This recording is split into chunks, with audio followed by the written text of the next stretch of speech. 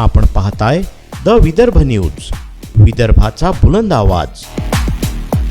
आज 7वा दिवस आहे। युवक काँग्रेस इथे सत्याग्रह करते आहे।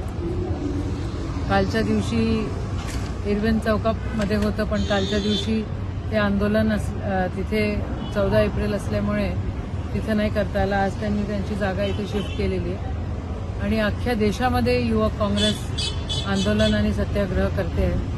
तर सत्याचा आग्रह आहे। किसान म्हणजे शेतकऱ्यांचं जे ट्रेड डील मोदी सरकारनं साईन करून दिलं ते अतिशय घातक आहे आणि शेतकऱ्यांच्या पाठीत खंजीर खुपसणार आहे। शेतकऱ्यांचं काही घेणं देणं सरकारले पडलं नाही आहे। शेतकऱ्यांची माती होते आहे, पण सरकार वळून बघायला तयार नाही आहे। शेतकऱ्यांच्या डोळ्यात अश्रू नव्हे रक्त पडत आहे, तरी सरकार बघायला तयार नाही आहे। जर त्यांना ते ट्रेड डील साईन करायचं आहे तर युनायटेड स्टेट्स ऑफ अमेरिकामध्ये जसा सबसिडी 60% सबसिडी मिळतो त्यांना शेतकऱ्यांना, हिचं आपल्याला त्या तुलनेत काहीच मिळत नाही आणि आपण त्यांच्यासोबत डील करतो आहे की या आणि तुमचं जे काही तुम्ही तिथे पिकवताय ते आमच्याकडे आणून पाडा। म्हणजे आमचे शेतकरी काय करणार? आपले या देशामध्ये राहणारे शेतकरी काय करणार?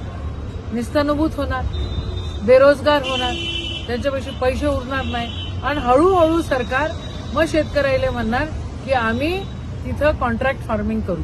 हळूहळू ते शेतकऱ्यांच्या जमिनी पण घेणार आणि या सगळ्या अदानी अंबानीच्या गळ्याला बांधून देणार। या सगळ्या गोष्टीचा निषेध आहे। हा सत्याग्रह आहे, हा पूर्ण देशामध्ये सुरू आहे आणि मोठ्या प्रमाणामध्ये आज मेळघाटचा दिवस होता, हो ना? आज मेळघाटचा दिवस आहे आणि मेळघाटमधनं इथे सगळी ही मंडळी तिथनं आलेली आहे, युवक मंडळी आलेली आहे आणि त्यांचा पण या सगळ्या गोष्टीला विरोध आहे। या ठिकाणी खऱ्या अर्थानं सरकार शेतकऱ्यांकडे लक्ष कधी देईल याची वाट हे बघतायत आणि त्याच हिशोबाचा हा सत्याग्रह आहे। जय हिंद।